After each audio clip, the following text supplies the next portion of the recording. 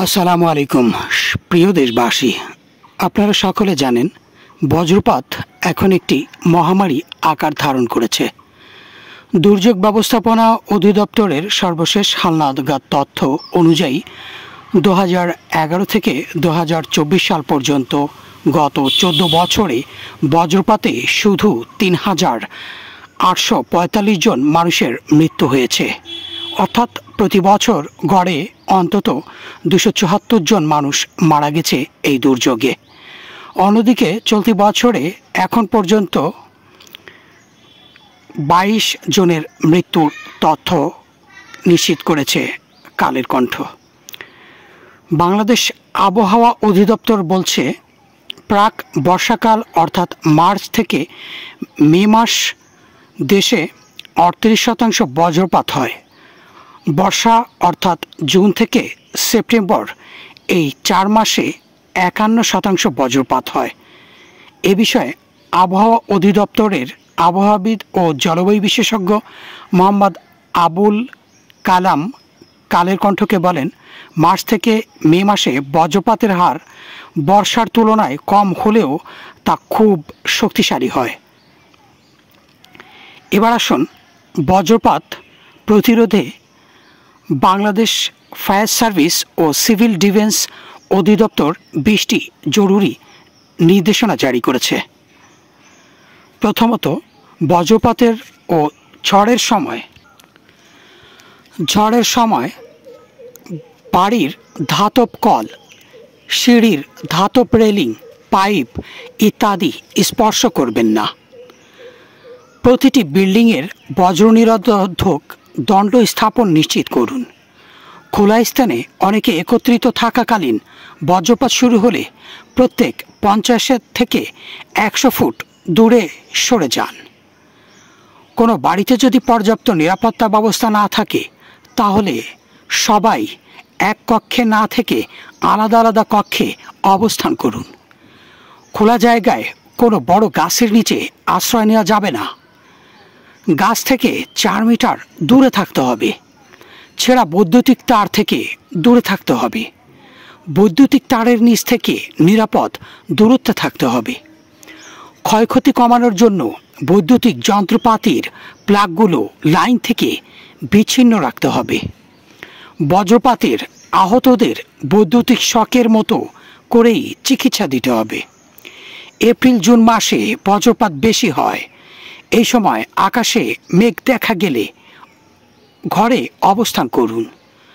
যত দ্রুত সম্ভব দালান বা কংক্রিটের ছাউনির নিচে অবস্থান করুন। বজ্রপাতের সময় বাড়িতে থাকলে জানালার কাছাকাছি বা বারান্দায় থাকবেন না এবং ঘরের ভেতরে বৈদ্যুতিক সরঞ্জাম থেকে দূরে থাকুন। ঘন কালো মেঘ দেখা গেলে অতি জরুরি প্রয়োজনে রাবারের জুতা পরে বাইরে বের হতে পারেন। উঁচু গাছপালা, বৈদ্যুতিক খুঁটি, তার, ধাতব খুঁটি ও মোবাইল টাওয়ার ইত্যাদি থেকে দূরে থাকুন। বজ্রপাতের সময় জরুরি প্রয়োজনে প্লাস্টিক বা কাঠের হাতলযুক্ত ছাতা ব্যবহার করুন। বজ্রপাতের সময় খোলা জায়গা, মাঠ বা উঁচু স্থানে থাকবেন না। কালো মেঘ দেখা দিলে নদী, পুকুর, ডোবা, জলাশয় ইত্যাদি থেকে দূরে থাকুন। বজ্রপাতের সময় শিশুদের খোলা মাঠে খেলাধুলা থেকে বিরত রাখুন এবং নিজেও বিরত থাকুন। বজ্রপাতের সময় খোলা মাঠে থাকলে পায়ের আঙুলের উপর ভর দিয়ে এবং কানে আঙুল দিয়ে মাথা নিচু করে বসে পড়ুন। বজ্রপাতের সময় গাড়ির মধ্যে অবস্থান করলে গাড়ির ধাতব অংশের সঙ্গে শরীরে সংযোগ ঘটাবেন না। সম্ভব হলে গাড়িটিকে নিয়ে কোনো কংক্রিটের ছাউনির নিচে আশ্রয় নিন।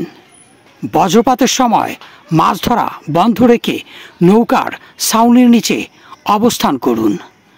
বজ্রপাতের সম্ভাবনা দেখা দিলে, আকাশে কালো মেঘ দেখা দিলে অবশ্যই আপনার হাতে থাকা মোবাইল ফোন বন্ধ করে ফেলুন। প্রয়োজন হলে সেটির ব্যাটারি খুলে আলাদা করে 2 পকেটে সরিয়ে ফেলুন এবং সকলে সাবধান থাকুন। ভালো থাকুন। বজ্রপাত প্রতিরোধে প্রয়োজন প্রচুর পরিমাণে বৃক্ষরোপণ করা এবং পুরনো উঁচু বড় যে বৃক্ষগুলো রয়েছে সেগুলোকে সংরক্ষণ করা। বজ্রপাত প্রতিরোধে প্রচুর পরিমাণে তাল গাছ, নারিকেল গাছ এ জাতীয় উঁচু গাছগুলো সংরক্ষণ করুন এবং রোপণ করুন। আসছে বর্ষা মৌসুম উপলক্ষে বজ্রপাত নিরোধক এবং অন্যান্য ফলজ বনজ বৃক্ষরোপণ করুন প্রচুর পরিমাণে। তাপমাত্রা নিয়ন্ত্রণে রাখুন, সেই সাথে বজ্রপাত নিরোধে প্রচুর বৃক্ষরোপণ করুন। মনে রাখবেন, বজ্রপাত নিরোধক এবং তাল গাছ রোপণ সহ অন্যান্য সকল গাছ আপনার যেমন তাপমাত্রা প্রতিরোধ করবে, তারই পাশাপাশি বজ্রপাত নিরোধে অত্যন্ত গুরুত্বপূর্ণ ভূমিকা পালন করবে। তাই তাপমাত্রা নিয়ন্ত্রণ এবং বজ্রপাত প্রতিরোধে বৃক্ষরোপণের কোনো বিকল্প নেই। তাই আসছে বর্ষা মৌসুমে আসুন সবাই মিলে আমরা প্রচুর পরিমাণে বৃক্ষরোপণ করি। সকলকে অসংখ্য ধন্যবাদ। ভালো থাকবেন, ভালো রাখবেন, দোয়া রাখবেন পুরো পৃথিবীর জন্য। পোস্টটি শেয়ার করে সকলকে সতর্ক করতে সহযোগিতা করুন।